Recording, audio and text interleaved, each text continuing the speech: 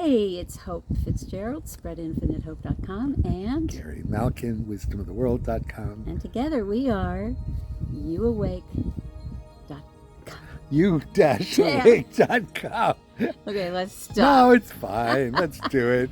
You're getting us as we are. This is a come as you are raw. party. We are raw, absolutely. So Because you know what?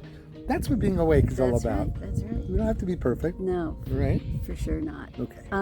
You know what I was just thinking about? We were just chatting, and I was thinking about you awake as a practice. It's not a once and done thing necessarily. You know, we tend to want to ricochet, or what I say, rubber band back into a numbed out state. You know, where you find yourself eating chips and staring at the television for a few hours. You know, that thing, and you know, look, some of those things are totally justified given the pressures of everyday life, but it can become habitual, and it can just cut us off at the knees in terms of our life force and our energy and our passion.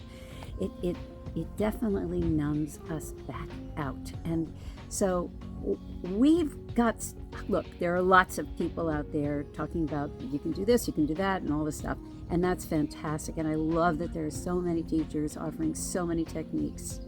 Fantastic. What we have is a step-by-step program that's really not hard to do. It's something that a person could once you learn it, I mean, you could probably run through it in an hour and restore yourself back into aliveness and awakeness pretty quickly. So, and maybe it takes a little longer than that, but at least you'd have this blueprint. You'd have this way to say, you know what, I need to put down the chips and turn off the TV and get back to myself. Because life is short, friends, and getting shorter every day. So why waste any bit of it? That's my question.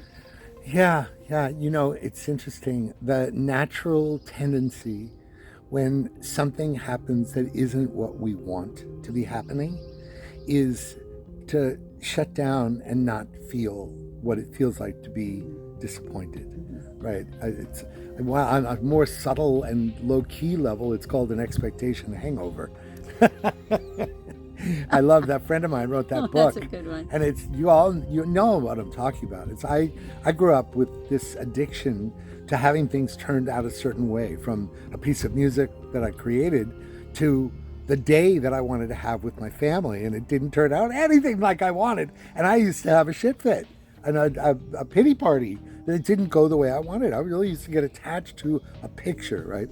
So the contraction is that suddenly you globalize it, and then you think nothing's going my way. And then you make all these belief systems, and you create neuronal pathways around feeling victimized by your life, right? So we all do this.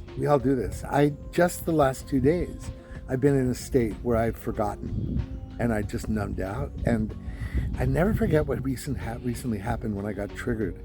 And I was really triggered. It was at a workshop that I was presenting at. And this dear friend of mine, I was so upset I was about to leave the workshop. I was an important person in the workshop, and I was going to leave and abandon everybody, including my responsibilities. And this dear friend of mine said, well, the first step is just to feel the ouch.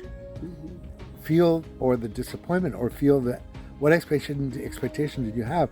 And I was so upset, it didn't even occur to me. And I just burst into tears, and I just went, how can we move from something we're not actually experiencing? How can you do that? You can't. And this is this wonderful dynamic that we have, that we teach about, which is the distinction between being in a vicious circle, which takes no action to propel you into an upward spiral, which is the way life moves. And we'll share more about that in a future video.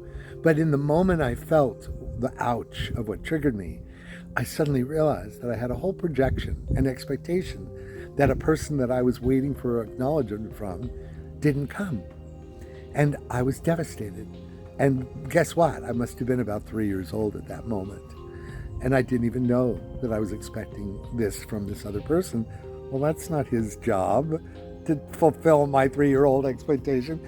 So there it was, and instantly helped me get out of the vicious cycle and into upward spiral. And this is one of the things we'll talk about, is the first step of our 4-step process is being with enough to unburden that which is contracting us.